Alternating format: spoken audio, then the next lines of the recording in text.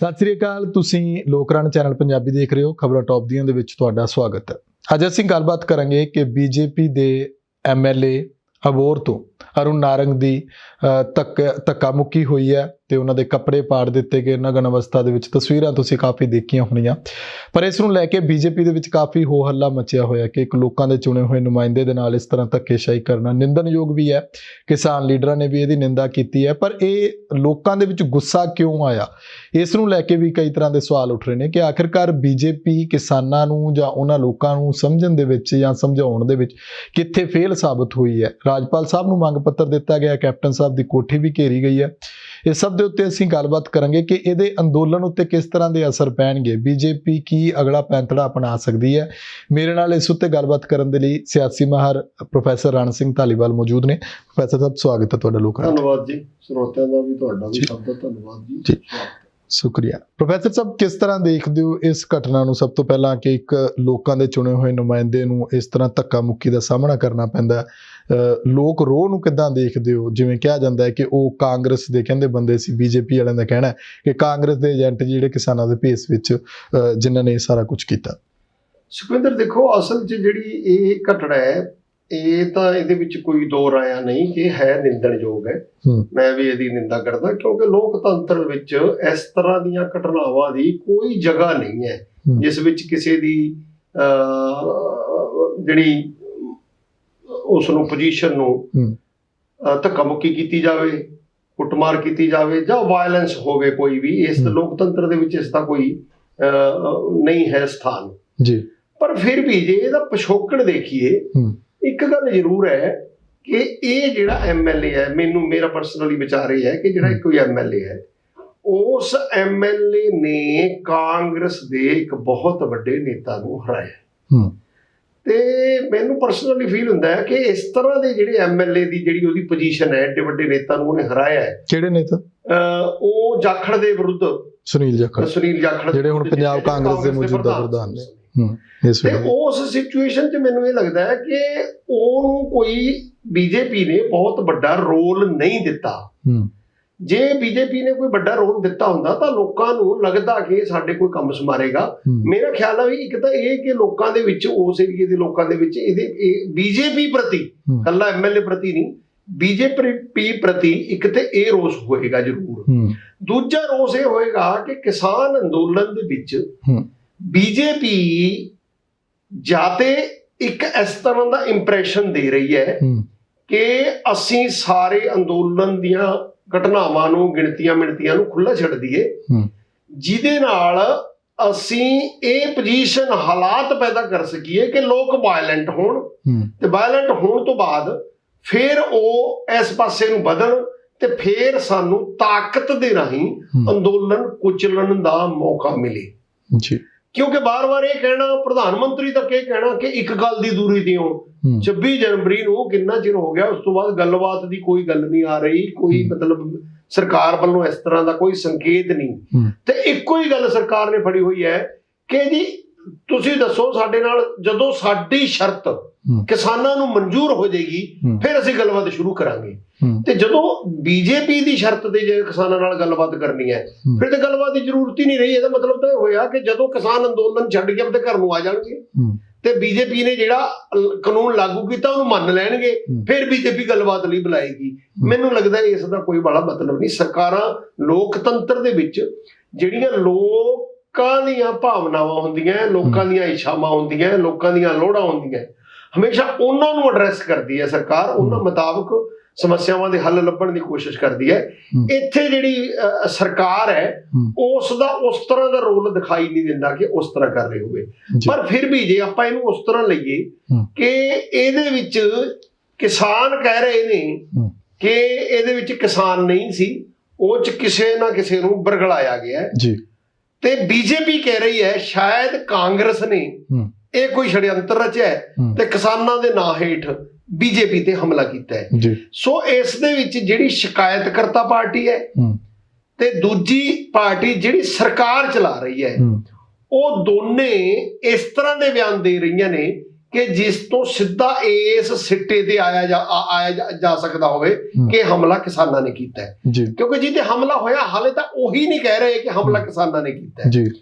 ਹੁਣ ਜਿਹੜੀ ਗੱਲ ਤੁਸੀਂ ਸਵਾਲ ਕੀਤਾ ਹੈ ਕਿ ਇਹਦਾ ਅੰਦੋਲਨ ਤੇ ਕੀ ਪ੍ਰਭਾਵ ਹੋਏਗਾ, ਅੰਦੋਲਨ ਤੇ ਇਹਦਾ ਪ੍ਰਭਾਵ ਪਹਿਲੀ ਗੱਲ ਤਾਂ ਇਹ ਹੈ ਕਿ ਜਦੋਂ ਬੀਜੇਪੀ ਹੀ ਨਹੀਂ ਮੰਨਦੀ ਕਿ ਇਹ ਹਮਲਾ ਕਿਸਾਨਾਂ ਨੇ ਹੈ ਤੇ ਫਿਰ ਇਹਨੂੰ ਕਿਸਾਨ ਅੰਦੋਲਨ ਨਾਲ ਜੋੜ ਕੇ ਦੇਖਣਾ ਮੈਨੂੰ ਲੱਗਦਾ ਹੈ ਕੋਈ ਪਰ ਪ੍ਰੋਫੈਸਰ ਸਾਹਿਬ ਇਹ ਤਾਂ ਮਜਬੂਰੀ ਬਣ ਜਾਂਦੀ ਨਾ ਬੀਜੇਪੀ ਦੀ, ਕਿਉਂਕਿ ਜੇ ਉਹ ਕਿਸਾਨਾਂ ਦਾ ਨਾਮ ਲੈਣਗੇ ਤਾਂ ਵਿਰੋਧ ਹੋਰ ਵੱਧਦਾ ਜੇ ਕਿਸਾਨਾਂ ਦਾ, ਕਿਉਂਕਿ ਉਹ ਪਹਿਲਾਂ ਤਾਂ ਕਹਿੰਦੇ ਰਹੇ ਨੇ ਕਿ ਕਿਸਾਨ ਹੈ ਨਹੀਂ, ਉਹਨਾਂ ਨੇ ਦੇਖ ਲਿਆ ਕਿ ਉਧਰੋਂ ਖਾਮਿਆਜ਼ਾ ਬੜਾ ਤਗੜਾ ਭੁਗਤਣਾ। ਇਹ ਤੁਹਾਡੀ ਗੱਲ ਸਹੀ ਹੈ, ਪਰ ਅਸਲ ਦੇ ਵਿੱਚ ਦੋਵੇਂ ਪਾਰਟੀਆਂ, ਸਰਕਾਰ ਵੀ ਜਿਹੜੀ ਕਾਂਗਰਸ ਦੀ ਹੈ, ਬੀਜੇਪੀ ਵੀ ਜੋ ਕਿਸਾਨਾਂ ਨਾਲ ਉਹਨਾਂ ਦੀ ਫਸੀ ਹੋਈ ਹੈ ਪੋਜੀਸ਼ਨ, ਦੋਵੇਂ ਇੱਥੇ ਸਿੱਧਾ ਹਮਲਾ ਕਰਨ ਦੇ ਬਜਾਏ ਇੱਕੋ ਨਿਸ਼ਾਨੇ ਨਾਲ ਦੋ ਤਿੰਨ ਸ਼ਿਕਾਰ ਕਰਨਾ ਚਾਹੁੰਦੇ ਨੇ।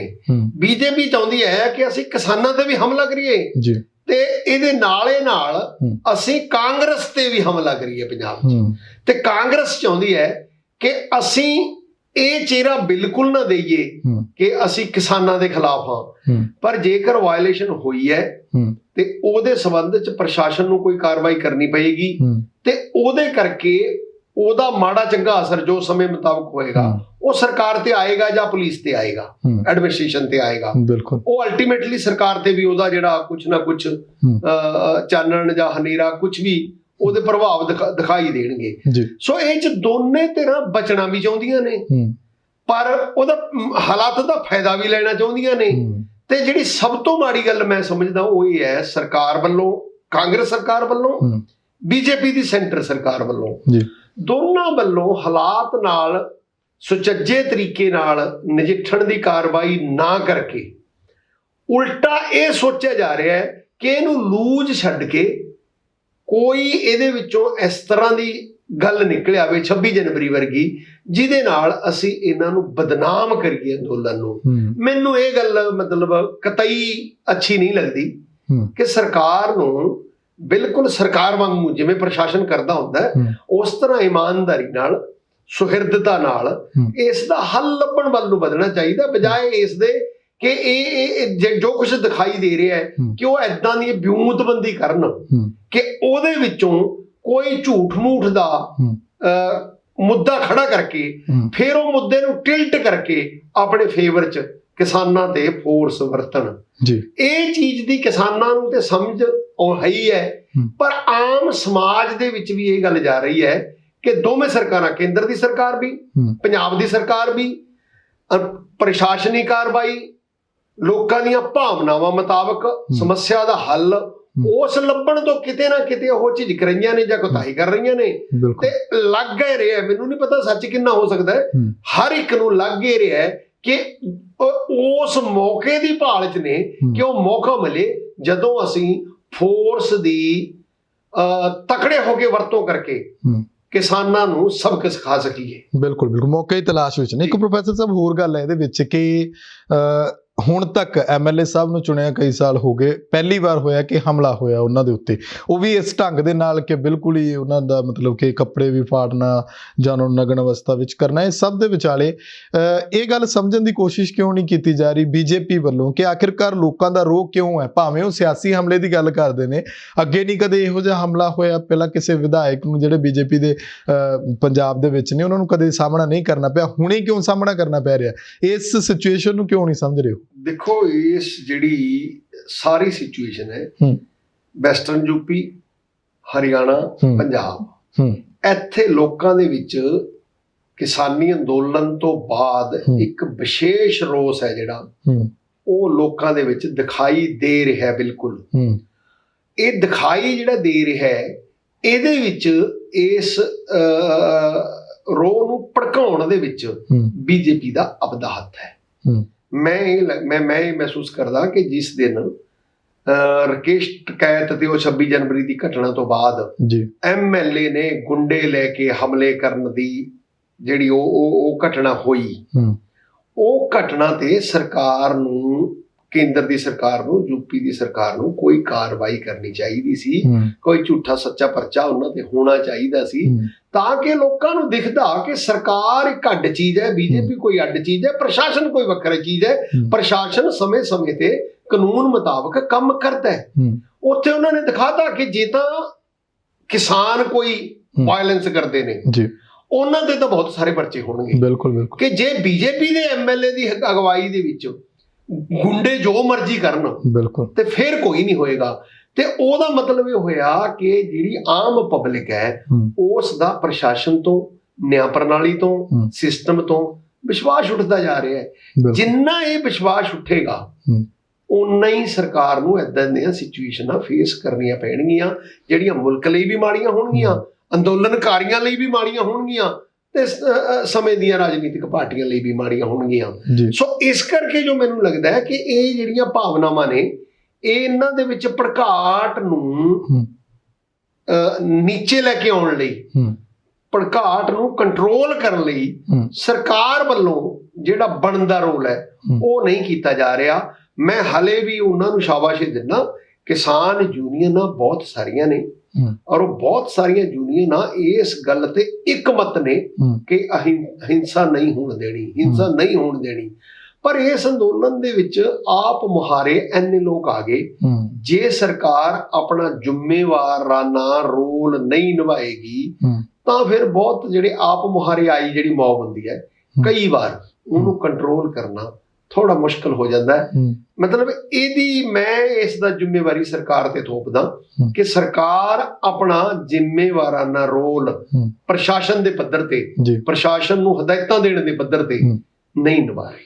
ਪਰ ਬੀਜੇਪੀ ਦੇ ਜਿਹੜੇ ਜਿੰਨੇ ਵੀ ਲੀਡਰ ਨੇ ਉਹਨਾਂ ਸਾਰਿਆਂ ਦਾ ਬਿਆਨ ਆਇਆ ਉਸ ਤੋਂ ਬਾਅਦ, ਉਹ ਕਹਿੰਦੇ ਕੈਪਟਨ ਸਾਹਿਬ ਦੀ ਸਰਕਾਰ ਜਿਹੜੀ ਹੈ ਉਹ ਕਾਨੂੰਨ ਵਿਵਸਥਾ ਨੂੰ ਕੰਟਰੋਲ ਦੇ ਵਿੱਚ ਨਹੀਂ ਰੱਖ ਸਕਦੀ।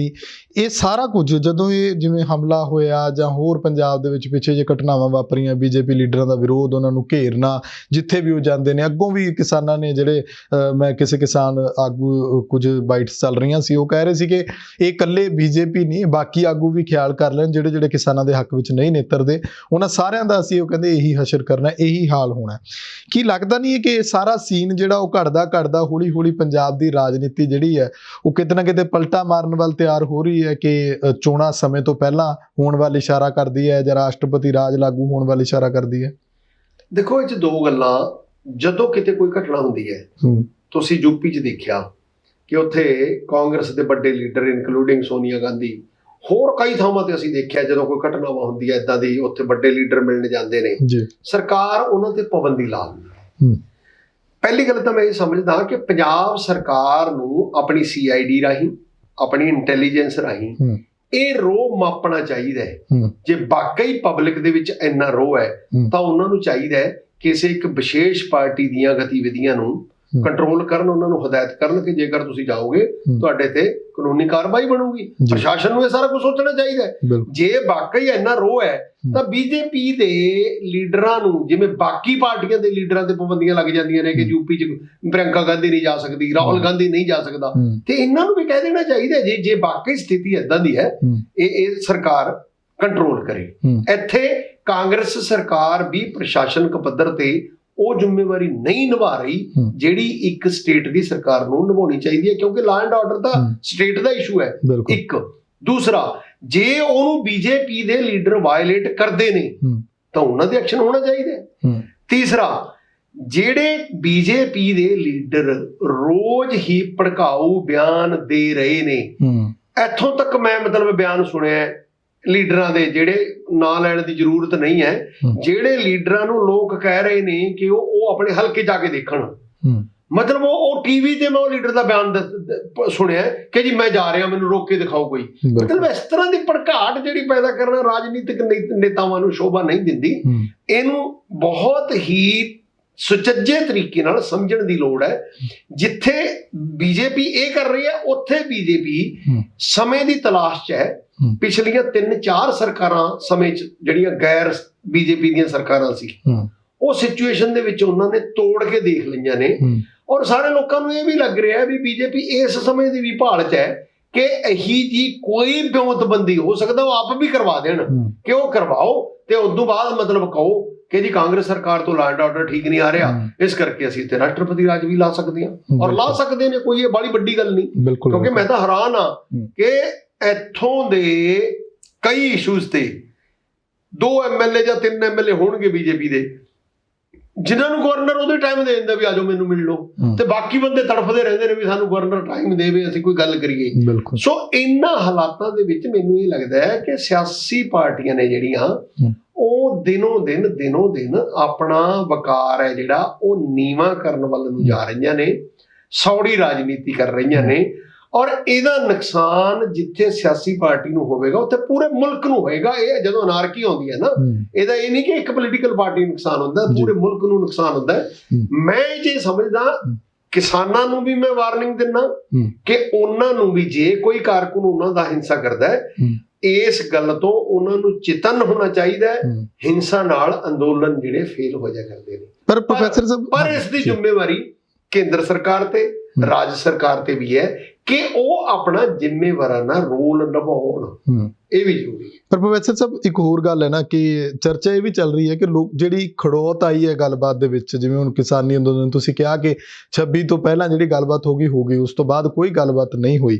ਕਿਤੇ ਨਾ ਕਿਤੇ ਲੱਗਦਾ ਨਹੀਂ ਕਿ ਕਿਸਾਨ ਆਗੂਆਂ ਦੇ ਵੀ ਵੱਸੋਂ ਬਾਹਰ ਹੁੰਦੇ ਜਾ ਰਿਹਾ, ਲੋਕਾਂ ਦਾ ਗੁੱਸਾ ਉਸ ਨੂੰ ਕੰਟਰੋਲ ਕਰਨਾ, ਇਹਦੇ ਨਾਲ ਅੱਗੇ ਜਾ ਕੇ ਹੋਰ ਮਤਲਬ ਕਿ ਮਾਰੂ ਪ੍ਰਭਾਵ ਜਿਹੜੇ ਆਪਾਂ ਲਾ ਲਈਏ ਕਿ ਜਿਵੇਂ ਹੁਣ ਉਹਨਾਂ ਨੇ ਕਿਹਾ ਕਿ ਅਸੀਂ ਤਾਂ ਸਾਰੇ ਪਾਸੇ ਇਹੀ ਕੁਝ ਕਰਨਾ, ਲੋਕਾਂ ਦੇ ਵਿੱਚ ਲੋਕ ਜਿਹੜੇ 32 ਜਥੇਬੰਦੀਆਂ ਨਾਲੋਂ ਫਿਰ ਅਲੱਗ ਹੋ ਕੇ ਆਪੋ ਆਪਣੇ ਤੌਰ ਦੇ ਉੱਤੇ ਵਿਰੋਧ ਕਰਨਗੇ, ਹਤਾਸ਼ ਨੇ ਲੋਕ। ਇਹਦੇ ਵਿੱਚ ਇਕੱਲੇ ਲੋਕ ਨਹੀਂ ਹਤਾਸ਼, ਮੇਰੀ ਜੱਜਮੈਂਟ ਇਹ ਹੈ, ਮੇਰੀ ਸਮਝ ਇਹ ਕਹਿੰਦੀ ਹੈ ਕਿ ਇੱਕ ਤਾਂ ਕੇਂਦਰ ਸਰਕਾਰ ਹਤਾਸ਼ ਹੈ।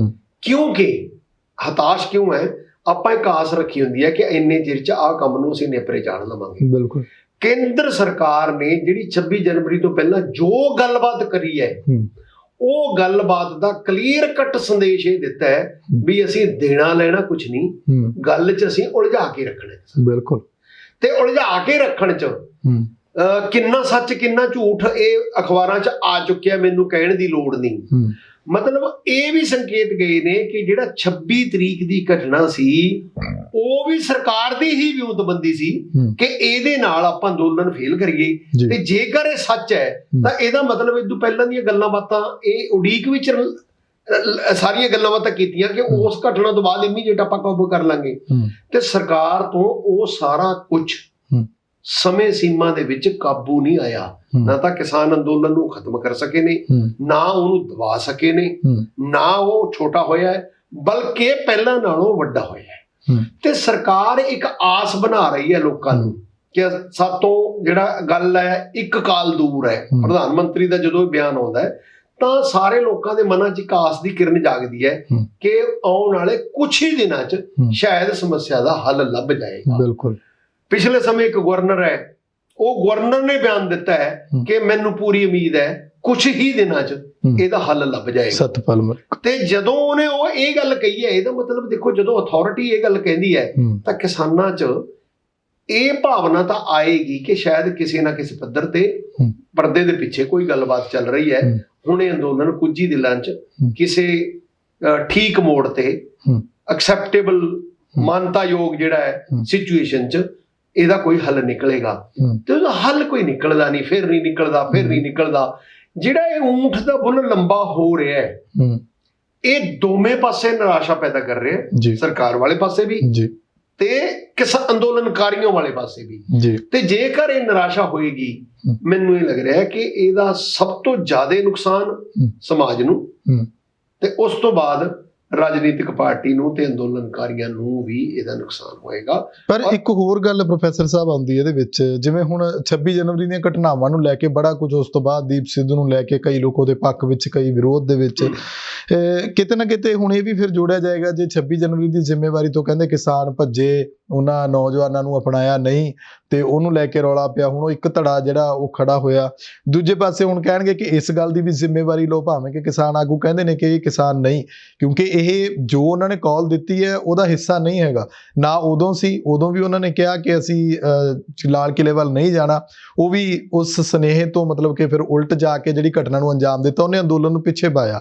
ਇਦਾਂ ਹੀ ਹੁਣ ਜਿਵੇਂ ਆਹ ਘਟਨਾ ਕਰ ਦਿੱਤੀ, ਜਦੋਂ ਸਾਰਾ ਕੁਝ ਜਿਵੇਂ ਜਿਵੇਂ ਚੱਲ ਰਿਹਾ, ਇੱਕ ਸ਼ਾਂਤਮਈ ਤਰੀਕੇ ਨਾਲ ਚੱਲ ਰਿਹਾ, ਇਹੋ ਜਿਹੀ ਘਟਨਾ ਦਾ ਵਾਪਰਨਾ ਫਿਰ ਕਿਸਾਨ ਆਗੂਆਂ ਲੋਕਾਂ ਨੂੰ ਕਹਿਣਾ ਕਿ ਤੁਸੀਂ ਇਸ ਦੀ ਜ਼ਿੰਮੇਵਾਰੀ ਲਓ, ਇਹ ਕਿੱਥੋਂ ਤੱਕ ਜਾਇਜ਼ ਹੈ?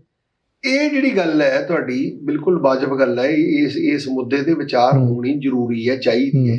ਇਹ ਉਸੇ ਚੋਂ ਗੱਲ ਨਿਕਲਦੀ ਹੈ ਜਿਹੜੀ ਮੈਂ ਪਹਿਲਾਂ ਬਿਆਨ ਕਰਕੇ ਹਟਿਆ ਕਿ ਅਲਟੀਮੇਟਲੀ ਦੋਨਾਂ ਪਾਸੇ ਨਿਰਾਸ਼ਤਾ ਹੈ, ਤੇ ਦੋਨਾਂ ਪਾਸੇ ਜਿਹੜਾ ਨਿਰਾਸ਼ਤਾ ਤੋਂ ਬਿਨਾਂ ਇੱਕ ਹੋਰ ਚੀਜ਼ ਹੈ ਜਿਹੜੀ ਧੁੰਦਲਾਪਣ ਹੈ। ਸਰਕਾਰ ਨੂੰ ਕਲੀਅਰ ਨਹੀਂ ਦਿਖਾਈ ਦੇ ਰਿਹਾ ਕਿ ਸਾਡਾ ਅਗਲਾ ਐਕਸ਼ਨ ਕੀ ਹੋਊਗਾ। ਮਤਲਬ ਸਰਕਾਰ ਨੂੰ ਹਜੇ ਕਲੀਅਰ ਨਹੀਂ ਦਿਖਾਈ ਦੇ ਰਿਹਾ ਕਿ ਅਸੀਂ ਇਹ ਅੰਦੋਲਨ ਨੂੰ ਤਾਕਤ ਨਾਲ ਦਬਾਉਣਾ ਜਾਂ ਲੋਕਾਂ ਨਾਲ ਗੱਲਬਾਤ ਕਰਕੇ ਸਮੱਸਿਆ ਦਾ ਦੋਨਾਂ ਪਾਸੇ ਮਾਨਤਾ ਭਰਪੂਰ ਤਰੀਕੇ ਨਾਲ ਹੱਲ ਕੱਢਣਾ ਹੈ। ਇਹ ਸਰਕਾਰ ਲਈ ਵੀ ਕਲੀਅਰ ਹੋਣਾ ਚਾਹੀਦਾ ਹੈ।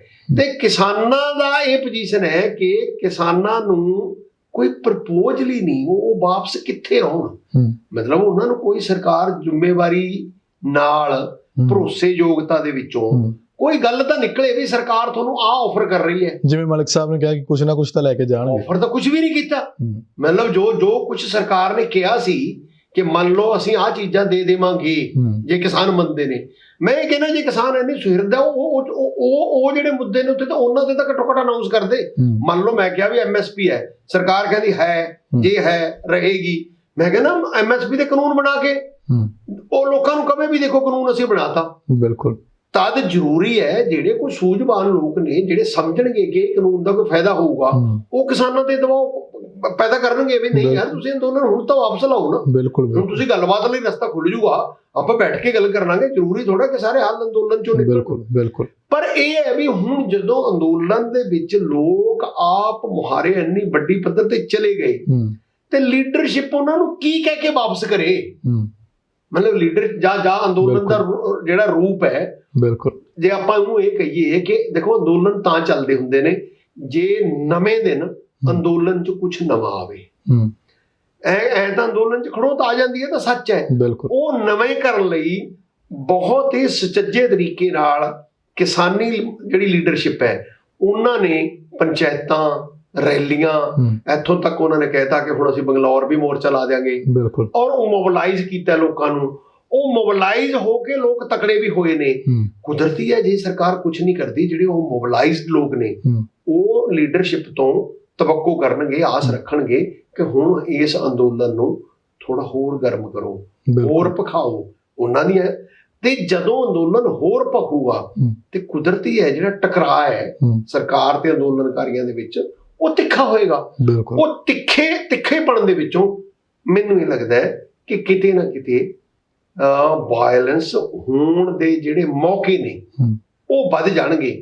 ਪਰ ਇਹੀ ਗੱਲ ਮੈਂ ਫੇਰ ਦੁਬਾਰਾ ਕਹਿਣਾ ਕਿ ਸਰਕਾਰ ਏਦਾਂ ਦੇ ਇਸ਼ਾਰੇ ਦੇ ਰਹੀ ਹੈ, ਮੈਨੂੰ ਨਹੀਂ ਪਤਾ ਸੱਚ ਕੀ ਹੈ, ਉਹ ਸਮਾਂ ਦੱਸੂਗਾ ਕਿ ਸਰਕਾਰ ਜਿਹੜੇ ਜੈਸਚਰ ਦੇ ਰਹੀ ਹੈ, ਜਿਹੜੇ ਇਸ਼ਾਰੇ ਦੇ ਰਹੀ ਹੈ, ਉਹ ਏਦਾਂ ਦੇ ਰਹੀ ਹੈ ਜਿੱਦਾਂ ਵੀ ਅੰਦੋਲਨ ਨੂੰ ਤਿੱਖਾ ਹੋਣ ਦਿਓ।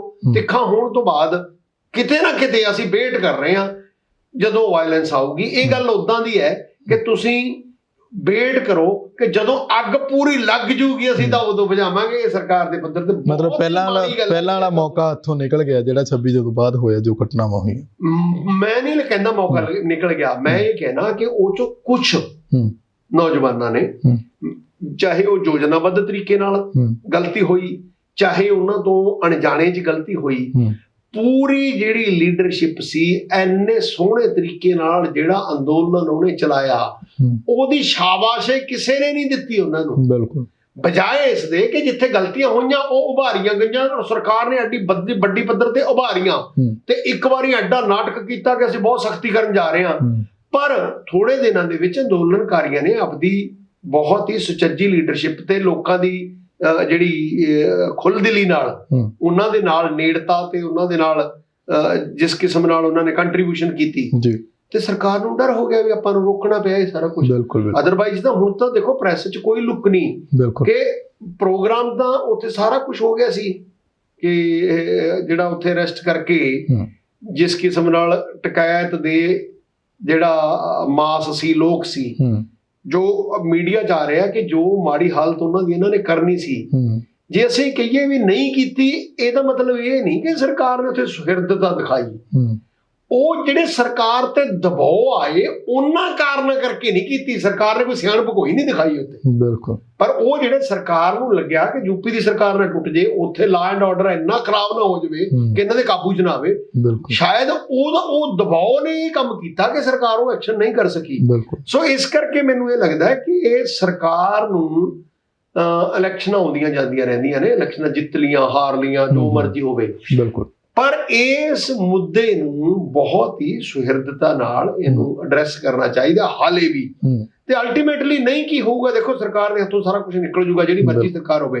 ਮੰਨ ਲਓ ਅਗਲੀ ਸਰਕਾਰ ਯੂਪੀ 'ਚ ਅਗਲੇ ਸਾਲ ਚੋਣਾਂ ਨੇ, ਚੋਣਾਂ ਨੇ, ਹੋ ਸਕਦਾ ਕੋਈ ਸਰਕਾਰ ਤੁਸੀਂ ਪਿੱਛੇ ਦੇਖਿਆ ਹੋਊਗਾ ਨਾ, ਹੁਣ ਵੀ ਇੱਕ ਸਟੇਟ ਦੇ ਵਿੱਚ ਇੱਕ ਵਿਅਕਤੀ ਨੇ ਇਹ ਅਨਾਉਂਸ ਕੀਤਾ ਸਰਕਾਰਾਂ ਦਾ ਮਜ਼ਾਕ ਉਡਾਉਣ ਲਈ, ਪੋਲੀਟੀਕਲ ਪਾਰਟੀਆਂ ਦਾ ਮਜ਼ਾਕ ਉਡਾਉਣ ਲਈ।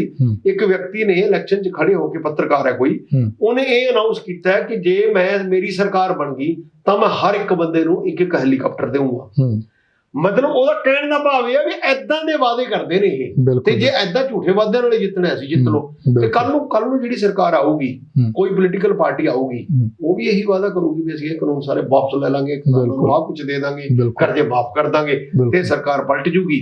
ਫਿਰ ਉਹ ਸਰਕਾਰ ਤੋਂ ਵੀ ਇਹ ਕੁਝ ਨਹੀਂ ਹੋਊਗਾ, ਫਿਰ ਨਿਰਾਸ਼ਤਾ ਫੈਲੂਗੀ, ਅਰਾਜਕਤਾ ਫੈਲੂਗੀ, ਤੇ ਫਿਰ ਏਦਾਂ ਦੇ ਅੰਦੋਲਨ ਹੋਣਗੇ। ਔਰ ਉਹ ਜੇਕਰ ਸਰਕਾਰ ਏਦਾਂ ਕਰੂਗੀ, ਉਹ ਜਿਹੜੇ ਅੰਦੋਲਨ ਜਿੱਧਰ ਨੂੰ ਗੱਲ ਵੱਧ ਰਹੀ ਹੈ ਉਹ ਕਾਬੂ 'ਚ ਨਹੀਂ ਰਹਿਣਗੇ, ਕਾਬੂ 'ਚ ਨਹੀਂ ਰਹਿਣਗੇ। ਬਿਲਕੁਲ। ਸ਼ੁਕਰੀਆ ਪ੍ਰੋਫੈਸਰ ਸਾਹਿਬ, ਧੰਨਵਾਦ ਸਾਨੂੰ ਸਮਝ। ਸੋ ਮੇਰੇ ਨਾਲ ਮੌਜੂਦ ਸਨ ਸਿਆਸੀ ਮਾਹਰ ਪ੍ਰੋਫੈਸਰ ਰਣ ਸਿੰਘ ਧਾਲੀਵਾਲ। ਅਸੀਂ ਗੱਲਬਾਤ ਕੀਤੀ ਹੈ ਕਿ ਬੀਜੇਪੀ MLA ਦੇ ਨਾਲ ਜੋ ਧੱਕਾਸ਼ਾਹੀ ਹੋਈ ਹੈ, ਹਾਲਾਂਕਿ ਉਹ ਨਿੰਦਣਯੋਗ ਹੈ, ਪਰ ਸਰਕਾਰ ਨੂੰ, ਬੀਜੇਪੀ ਨੂੰ ਅੰਦਰੂਨੀ ਇਸ ਗੱਲ ਨੂੰ ਲੈ ਕੇ ਮੰਥਨ ਕਰ ਲੈਣਾ ਚਾਹੀਦਾ ਹੈ ਕਿ ਆਖਿਰਕਾਰ ਇਹ ਰੋਹ ਜਿਹੜਾ ਉਹ ਕਿਉਂ ਭੜਕਦਾ ਜਾ ਰਿਹਾ ਹੈ। ਭਾਵੇਂ ਉਹਨੂੰ ਤੁਸੀਂ ਕਾਂਗਰਸ ਦਾ ਕਹਿੰਦੇ ਹੋ, ਭਾਵੇਂ ਤੁਸੀਂ ਉਹਨੂੰ ਕਿਸਾਨਾਂ ਦਾ ਕਹਿ ਲਓ, ਜਿਹਦਾ ਮਰਜ਼ੀ ਕਹਿ ਲਓ, ਭਾਵੇਂ ਆਮ ਲੋਕਾਂ ਦਾ ਕਹਿ ਲਓ, ਪਰ ਇੱਕ ਚੁਣੇ ਹੋਏ ਨੁਮਾਇੰਦੇ ਦੇ ਨਾਲ ਇਸ ਤਰ੍ਹਾਂ ਕੁੱਟਮਾਰ ਹੋਣਾ ਜਾਂ ਉਹਦੇ ਕੱਪੜੇ ਪਾੜਨਾ ਜਾਂ ਉਹਨੂੰ ਜਿਸ ਤਰ੍ਹਾਂ ਵੀ ਬੇਇੱਜ਼ਤ ਕਰਨਾ, ਉਹ ਸਭ ਦੇ ਉੱਤੇ ਇੱਕ ਵਾਰ ਮੰਥਨ ਜ਼ਰੂਰ ਕਰ ਲੈਣਾ ਚਾਹੀਦਾ ਹੈ ਕਿ ਆਖਿਰਕਾਰ ਇਸ ਦਾ ਅੰਦੋਲਨ ਦੇ ਕਾਰਨ ਕਿਸ ਤਰ੍ਹਾਂ ਦਾ ਪ੍ਰਭਾਵ ਪੰਜਾਬ ਜਾਂ ਦੇਸ਼ ਦੀ ਸਿਆਸਤ ਤੇ ਪੈ ਰਿਹਾ। ਤੁਸੀਂ ਆਪਣੇ ਵਿਚਾਰ ਕਮੈਂਟ ਜ਼ਰੂਰ ਕਰਿਓ। ਲੋਕ ਰਾਣਾ ਚੈਨਲ ਪੰਜਾਬੀ ਨੂੰ ਸਬਸਕ੍ਰਾਈਬ ਕਰੋ। ਮੈਨੂੰ ਇਜਾਜ਼ਤ ਦਿਓ। ਧੰਨਵਾਦ।